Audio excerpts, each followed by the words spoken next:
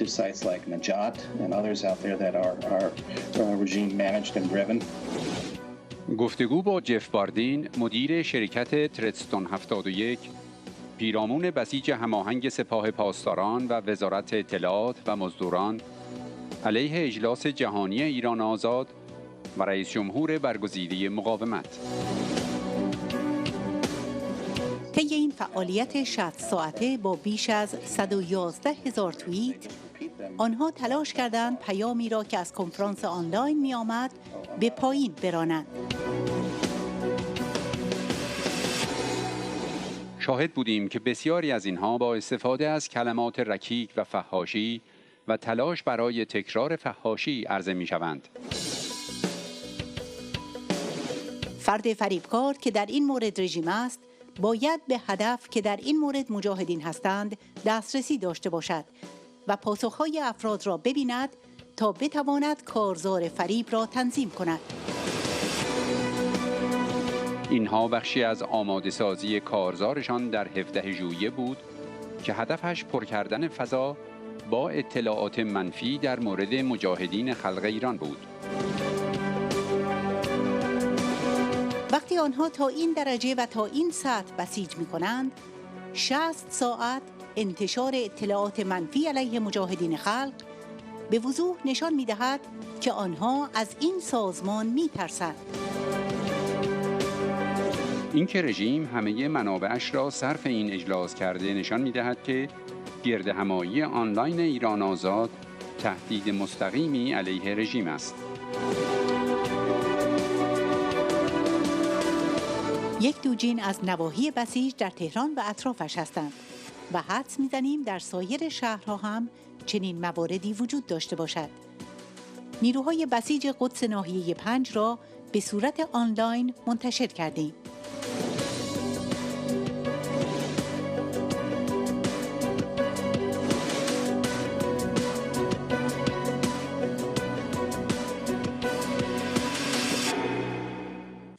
بینندگان عزیز، گفتگویی داریم با آقای جف باردین، مدیر شرکت ترستون 71 و کارشناس اطلاعاتی، در رابطه با گزارش 50 صفحه‌ای ترستون 71 پیرامون کمپین سایبری رژیم آخوندی علیه مقاومت ایران همزمان با اجلاس جهانی ایران آزاد. سلام میکنم به شما آقای جف باردین، خیلی ممنون که دعوت ما رو پذیرفتید برای این گفتگو. Thank you for having me. I appreciate it. قبل از اینکه در رابطه با کمپینی که شما گزارشتون رو در رابطه با اون منتشر کردین در 50 صفحه سوال کنم، میخواستم درباره فعالیت‌های شما و تمرکزتون روی اقدامات سایبری رژیم آخوندی مقداری برامون توضیح بدین، چون همونطور که در گزارش هم در شروعش ذکر کردین بیش از 10 سال هست که شما به طور مشخص شرکتتون متمرکز هستین روی فعالیت‌های سایبری رژیم. اگه بشه در این رابطه در شروع برامون توضیح بدین.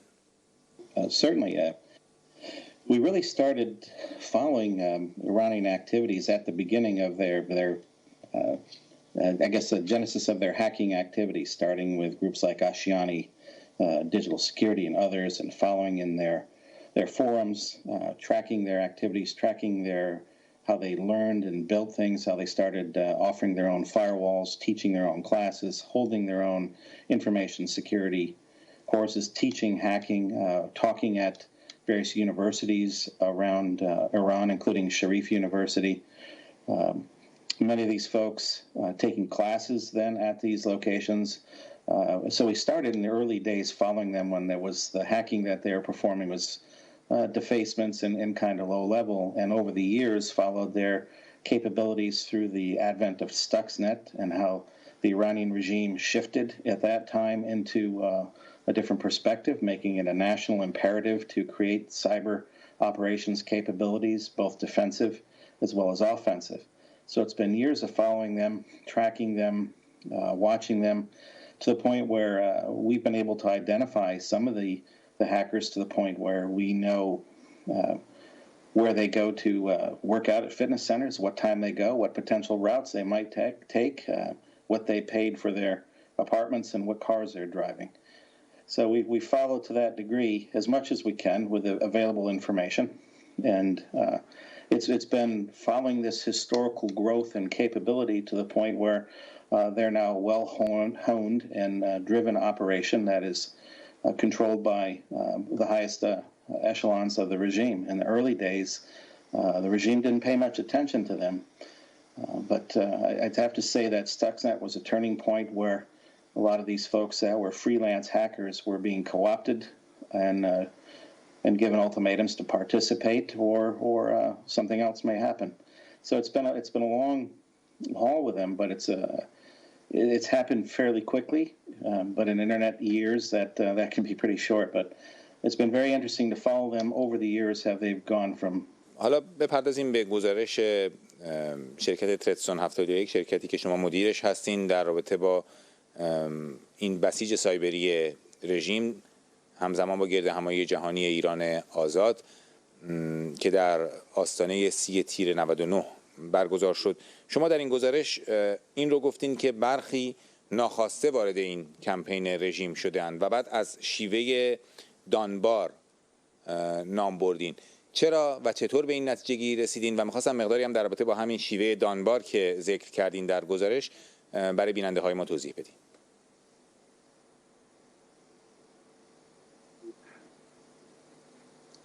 Sure. So the first part, the unsuspecting users. In any social media sites, whether it's a Facebook, a Twitter, a Telegram, there's a lot of people looking for some alignment, and they start to friend or follow different accounts out there, and they'll look for accounts that have a large following. And a lot of these accounts will push out certain keywords, phrases, hashtags, per se, that seem relatively benign and non-threatening. And they start to get emotionally attached in some cases to these accounts. So when these accounts start pushing out these keywords or phrases, they just repeat them without thought. We see this with a lot of repetition on Facebook, where people will just repeat memes just because it seems to align with what they believe. We get into a confirmation bias, right? We only want to follow things that we believe ourselves, and therefore it must be right, and anything outside of that causes what we call cognitive dissonance, something that gives us a bad feeling about something, so we just don't follow it. So a lot of these folks will follow regime accounts on Twitter and just blindly repeat this information, and the more it gets repeated, they get followed, they get more followers, and in the end of the game, it's all about the number of followers you have, the number of likes you have. So folks will just repeat this without even considering what the content is, or what the target is, or what the intent is of the originator of this information. In addition, we saw a lot of the content come out and using swear words and calling folks bad names to try and repeat those bad names over and over again. We've seen this in U.S. politics as well, where names are used against someone and it sticks, and this is a derogatory term, and it's hard to become separate from that term when it's repeated all the time. So it's a phenomenon that's come full force with respect to social media platforms, and we saw this in this campaign on Twitter. Now, when it comes to the Dunbar's number, it's an interesting concept. The Dunbar's number is a theory that the human mind cognitively can only manage about 150 friends. And as I apply this to what we call the circle of trust and the Dunbar's number, you look at the Dunbar's number, you say, okay, this started from a core trusted group, a small group of regime operatives acting on Twitter who released some information to trigger the campaign. And then another concentric circle of trust was released, and another and another and another. And we target this up to about 147. Just by chance, that fits the Dunbar's number of about approximately 150. Now, this is a theory that's been around for quite some time. The other part of this is if you compare this to mafia, U.S. mafia type activities, and if you've ever watched movies like The Godfather, they always start with a central figure, a central core figure that has trusted folks around them in a small trusted group.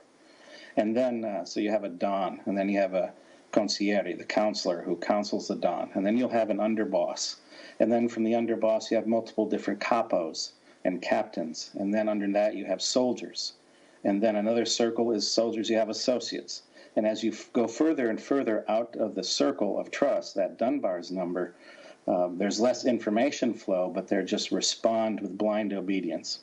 And we saw that representative in the activities of this campaign, how it was triggered with an initial net call and how they responded in sequence as if a trigger to get ready for the event. So that's the concept of the Dunbar's number, the cognitive limitations, and then the alignment of that to mafia-type organizations and how they maintain trust in the center, and they release information out and instructions, and that information goes out. And each centric circle knows the outer one, and maybe the outer one doesn't know the inner. So it maintains a level of trust and security and removes some risk from the organization that way. آقای باردین، گزارش شرکت شما اگر هر کس مطالعهش کرده باشه هیچ شکی رو در رابطه با ماهیت این کمپین رژیم که شما گفتین هم سپاه توش نقش داشته، هم اطلاعات آخوندها، هم بسیج و انجمن نژاد وابسته به وزارت اطلاعات، تصریح کردین که ماهیت این کمپین یک کمپین خودجوش نبوده و تماما هدایت شده بوده. چطوری این رو با این قطعیت، می‌خواستم خلاصه توضیح بدین که چطوری با این قطعیت به این نتیجه رسیدین و فرق چنین کمپینی با اون چی که بهش میگیم فلش ماب سایبری چی هست؟ Well, historically we've seen these besieged resistance groups inside of Iran, in and around Tehran. There's a group of them. Matter of fact, at the end of the report, there's a bunch of links that take you back to our blog site, cybershafarat.com, that actually leads you to information about these resistance groups, about the besieged training and activities. And I'm going to come back to that in a second. But how we knew this was aligned to them was we started looking at frequencies and timelines of tweets and how they aligned into different anonymous chat bots on Telegram for what we assumed to be anonymous communications, confidential communications. But when the initial trigger came, that aligned directly to the July 17 Congress, so that you have the online conference, it started taking shape. And we saw the triggers come from some of the leads in this, and then we saw what we call a net call. Having spent years in the military, we would, and also as a signals intelligence analyst and collector back in many years ago, when an activity is about to start, you push out what's called a net call, and that net call is to signify that everybody is aware of some information that's going to be passed, an operation is going to start, and everybody has to call into that net call in sequence. We listed that in the report on page 11. There's an image of that net call, and it follows through in structure, and that's where you start pulling in those 147 different accounts that ties back into the Dunbar's number in that mafioso-style circle of trust. So that was very clear. It was very clearly laid out. They all repeated, or most of them repeated largely the same hashtags as an acknowledgement of the net call that they're ready to go. And this occurred on the 15th and then through early hours of the 16th of July as preparation for their campaign on the 17th, where their intent was to flood the airways with negative information about the MEC. So we followed that. We didn't follow this right off the bat. This came after we started seeing this massive spike in activity, which was huge. You see that a chart of that as well on page 11. And then the repetition of the negative hashtags over and over again that we'd seen in the past, that lines up also to sites like Najat and others out there that are regime managed and driven. And it started making sense. So as we dug into the data, and there was massive amounts of data that we had to pull in from the different social media sites, primarily Twitter, that allowed us to analyze and track and break the data down enough into we could get rid of the noise and see what was happening. The other thing we saw was that the leadership, after triggering these, some of the leadership, they largely sat back and watched the activities and would redirect some of the comments and some of the hashtags. And why is that interesting and why is that important to an operation like this? In any deception operation, the deceiver, in this case the regime, must have access or views into the target. That would be the mech in this case, and the people responding to this, to see how they're responding so they can adjust the deception campaign. And that's a feedback loop. So we saw them adjusting and shifting throughout the 60 hours of this activity and the 111,000 plus tweets that they pushed out to drown out any messaging that came out from the online Congress. It was very clear this occurred. There was even comments and a few arguments between some of the leadership as to who could have these decisions and make the decisions, which helped us define their leadership. And then afterwards, that helped define this even more, is that some of the same leadership in their Twitter accounts started changing the names of their Twitter accounts, started privatizing their Twitter accounts. So we know that we pretty much are on target with this because of their reactions afterwards. We call this lots of times second and third order effects. And we can watch, it's like throwing a stone in a pond, and there's a first ripple, but then there's multiple different ripples afterwards, and you monitor those to see what the changes are. So we're quite certain as to the leadership and where this came from. And it also ties back to the besieged resistant councils and their training. And that training ties into the fact that they have virtual gender changes in their personas online. They fake to be men and women. Mostly they'll have fake to be younger women to try and attract men. They change their hashtags. They have avatars that look just like the lion and the sun flag as well. So they anything they can do to infiltrate their targets, to cause chaos and confusion, and to create a negative connotation against their targets is key to an influence operation. خب شما به شرکت بسیج سپاه پاسداران در این کمپین مقداری اشاره کردین. تا جایی که من مطالعه کردم و ما دیدیم در هم این گزارش شما هم سایر تحقیقاتتون، شما روی این که بسیج به طور گسترده در فعالیت‌های سایبری رژیم شرکت میکنه، در این رابطه هم تحقیقاتی کردین و نکاتی رو نوشتین و حتی اینکه تو چه مناطقی هستن و حتی فرم‌های استخدام دارن. خلاصه یک استراتژی برای شرکت دادن انبوه افراد بسیجی‌های رژیم به قول معروف در این کمپین ها. در این رابطه می‌خواستم مقداری از تحقیقاتتون چه در رابطه با کمپین مشخصی که در رابطه با اون تحقیق کردین و سایر زمینه ها برامون توضیح بدین. Well, the siege cyber activities, I mentioned a little bit about that, how they train them to, what we've seen is, first of all, they have an initial document that's kind of an enrollment document for students. And they have the students fill out this enrollment document. And we've posted that as well off of the Cyber Shafarat site. The actual document is there. And that's one of the links at the end of the report.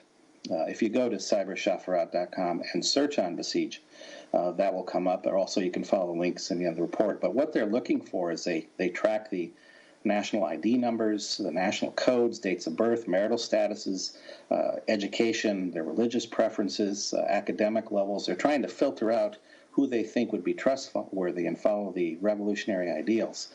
And they're trying to get them to align so they can mobilize them when they need to. They talk about the relationships to any martyrs they may have in the family. They talk about their skill sets in cyberspace, writing, poetry, political views, history, literature, phys ed, journalism, photography, anything, because they're trying to build a multifaceted approach to and capabilities to their Basiji cyber battalions and cyber council groups. What they also do is if they find some that are highly technical, they'll move them on to different groups, into more hacking type groups, more technical areas.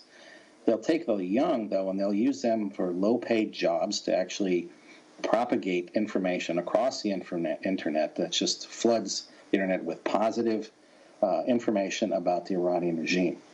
So this indoctrination starts with an application. They'll invite them to training centers where they teach them how to operate and influence operations, create LinkedIn accounts, Twitter accounts, and hide without saying anything that's going to get them possibly kicked off the site, but also to constantly propagate that positive information about the regime and attack dissidents with negative information globally. And it's looking to recruit the young and get them early and get them involved in supporting the regime through the cyber arena. And then they train them. There's been different mobilization areas, and we've posted this online as well. There's over a dozen of them. They're besieged resistance areas in and around Tehran, and we assume that they also exist in other cities. So you see besieged resistance forces, Quds besiege Area 5 per se, and we've posted this online actually with the names and email addresses and some of the phone numbers of those who participate in those resistance areas. It's very interesting. They're trying to equip themselves to fight against anything they believe is negative and contrary, and they stand by and at the ready after their training to participate in operations such as this campaign.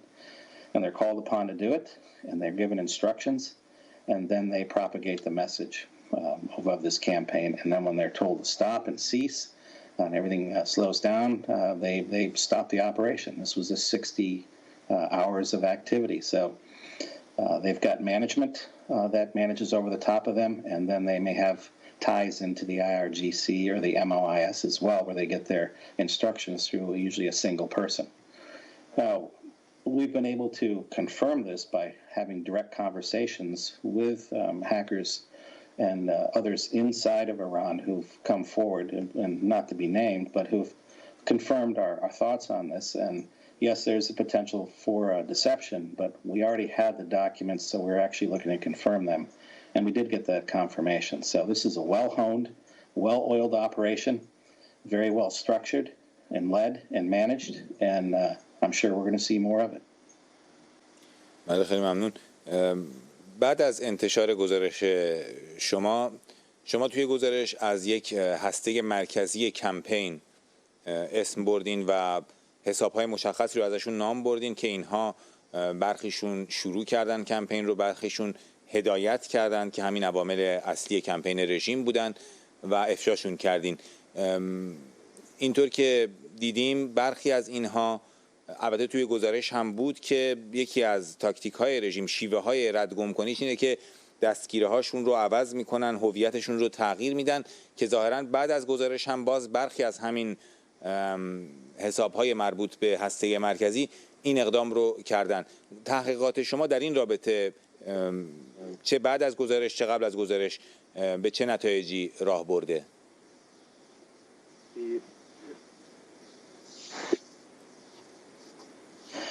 Well, the investigation shows that we were spot on with our most of our analysis. I mean, there's still some that in any type of collection analysis this type, you're never going to get all the data. It's fragmented, but the analysis, the inductive, deductive reasoning, and the inferences that you come forward and you analyze give us a strong indication, a high confidence of this, that this was definitely a regime-run IRGC MOIS joint operation.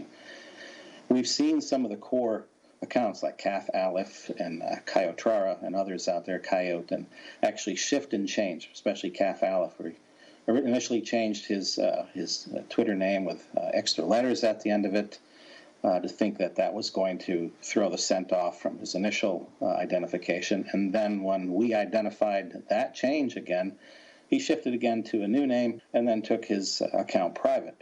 So that is a good indication that we fully identify them. What they don't want to do is, because they have so many thousands of followers, is they don't want to get kicked off of Twitter, so they have to lie low on there and not be further identified in possibly any violation of Twitter rules. So any comments that come out possibly against us that could be seen as an indication of violence or otherwise would be a violation of Twitter rules and subject to immediate removal of their accounts. But since they've been established for so long, they're actually not saying a lot about this. As a matter of fact, there's been little comment in any of the sites that we follow in multiple different social media platforms from regime organizations about this report. That itself is another indicator. They don't want to give it credence. They don't want to reference it. and that to us also is an indicator that our information was correct and spot on. So you watch how they respond to your report, how they respond to the information that comes out, and we've had a lot of tweets and retweets across the board on this particular report, and it's been thousands and thousands of impressions across multiple different social media sites. So we know it's resonating out there with those who follow this, but the regime is not giving it credence by repeating it. Therefore, that in itself provides the credence that and validation that we need. بله، خب بذارین این سوال رو ازتون بپرسم در رابطه با تحقیقاتتون. شما تاکید کردین بر نقشی که خود تمامیت رژیم در شروع صحبتتون هم گفتین بالاترین مقام‌های سران رژیم حتما چنین تصمیم گیری هایی رو میکنن برای این کمپین و نتیجه گیری کردین که سپاه پاسداران و بعد توضیحاتی که الان دادین و در گزارش هم اومده خلاصه تماما هدفمند پشت این کمپین بودن و بعد گفتین که کمپین رژیم ضوابط کار و مقررات و قوانین توییتر و سایر شبکه اجتماعی رو نقض میکنه. می‌خواستم به این دو سوال که در واقع یک سوال در دو قسمت هست جواب بدین. چرا؟ یعنی نقض‌های مشخصش چیه و چه اقداماتی باید در قبالش در پیش بگیرن شبکه‌های اجتماعی به نظر شما؟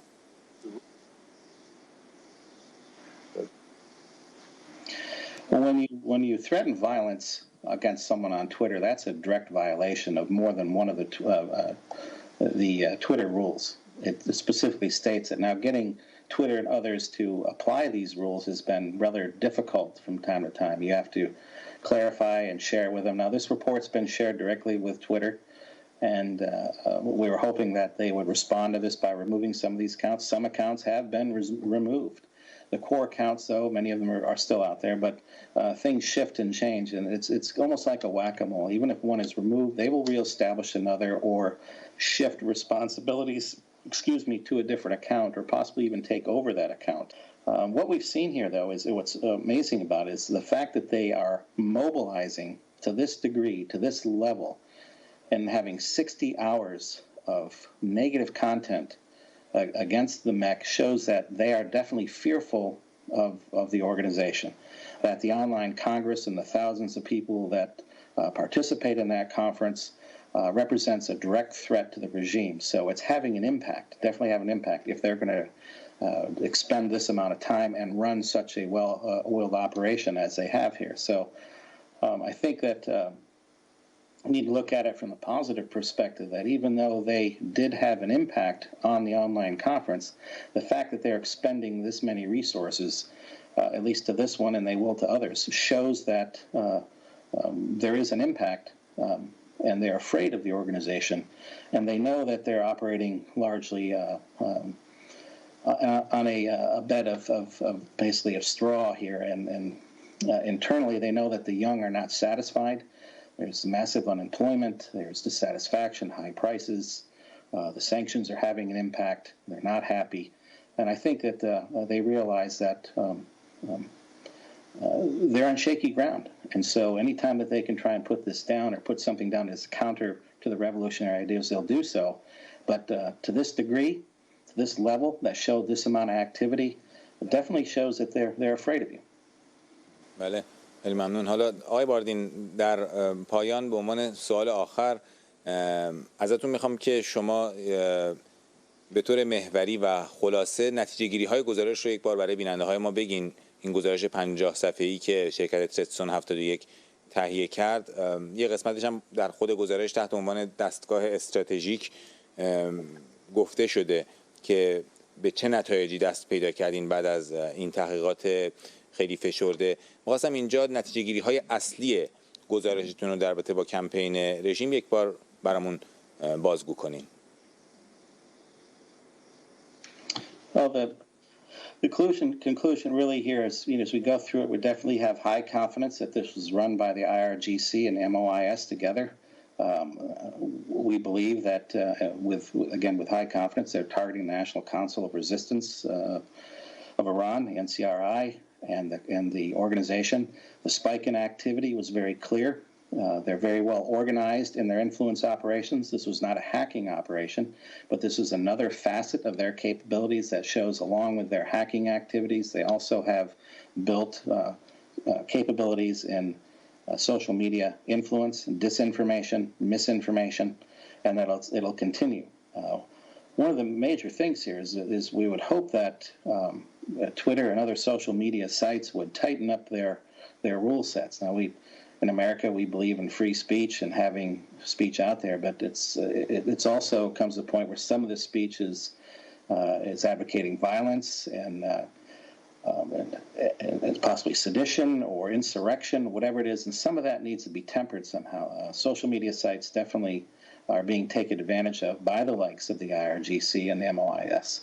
So they have these capabilities. They're using these capabilities. They're leveraging Western platforms against the West and against dissidents. And it's just something that needs to be addressed in a more offensive manner. We should look at what we can do to temper that, to shut that down, and to also just to provide maybe a counter to that as well. Iran blocks an awful lot of information coming into the regime, but there are definitely ways to get information out, such as your broadcast or different social media sites through telephones and cell phones and smartphones and different ways that people get in and out with VPNs and proxies. خیلی ممنونم از شما آقای جف باردین، مدیر شرکت ترستون 71 بابت شرکتتون در این گفتگو با سیمای آزادی و توضیحاتی که دادید. Thank you very much for having me. I appreciate it. Thank you.